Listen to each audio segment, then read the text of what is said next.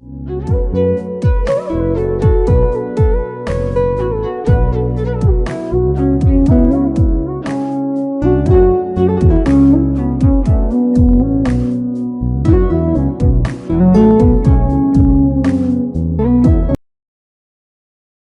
I failed to leave Kenya, and the money I had was stolen from me, I realized that all the young people I once knew had already made it to Europe and America. I made the decision to leave Nairobi and head towards South Africa.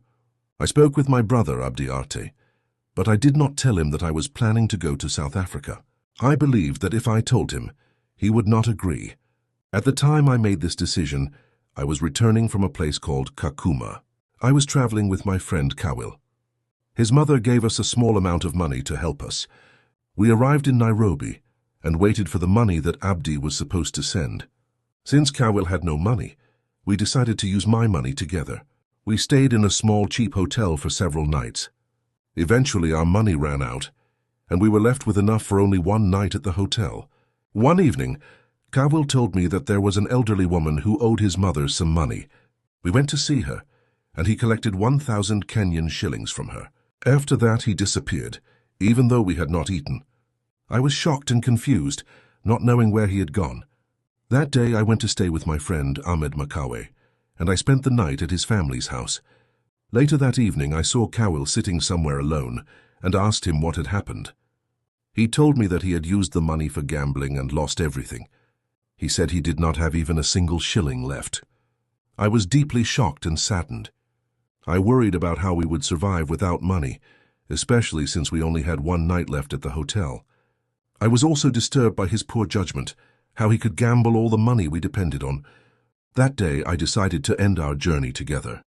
I realized that he was not someone I could trust or rely on, especially for a long and dangerous journey to South Africa.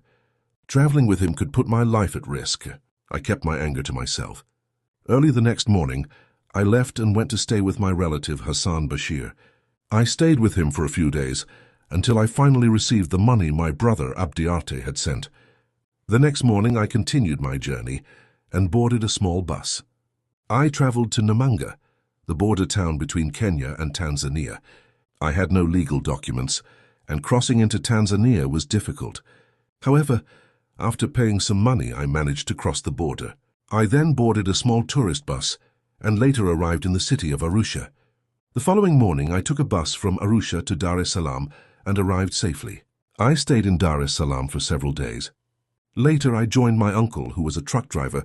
May Allah have mercy on him. We traveled toward the Tanzania-Zambia border.